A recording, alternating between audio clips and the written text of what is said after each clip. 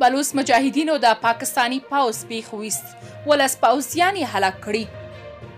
پاکستانی چارواکي وایي د سه شنبې په ماښام وسلوالو د تربتزلۍ له مرکز کې څخه 6 کیلومتره لرې پرته د سبدان په نامه سیمه کې د پاکستانی پوځ پر پوسته برید کړی چې 9 پوځیان پکې وژل شوي.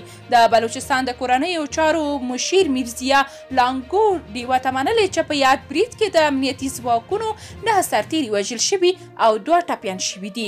د پاکستان د پوځ ویاند ادارې لا تر دې مهاله د دغې پیښې په اړوند څه نه دي ویلي. له مشهورو بهرنیو رسنیو سره کارکوونکي خبریال کیا بلوچ پر خپل ټویټر لیکلي چې لومړني راپورټونه ښیي چې په برید کې 10 تنه عسکر وژل شوي او 4 نور لا درکه شوي دي. د کیا بلوچ پر خبره په پیښه کې مړه شوي 8 سرتیري د پاکستان له پنجاب ایالت سره او 2 بلوچستان ایالت له لسبیله او نصیر آباد سیمو سره تعلق لرونکي دي. د ځایي خبریالانو په خبره د یاد برید سمواري بلوچ بیلتون غوښتونکي ډلې یا BLF منلې ده. یا تنظیم دعوا کړې چې په دې برید کې 12 سرتیري وژلي او د هغوی وسله یې له ځان سره وړې ده.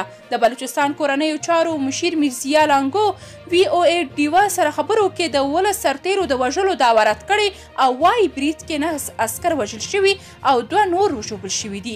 هغه وايي داسې بریدونه کوونکي د پاکستان دښمنان او ترهګر دي او ورته په هر حال کې کلک ځواب ورکولی شي.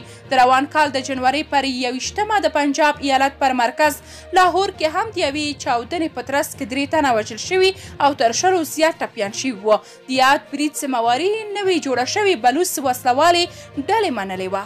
درنو لیدونکو، تاسو که د دې موضوع په اړه کوم نظر لرئ کومنټ کې شریک او چینل سبسکرایب کړئ.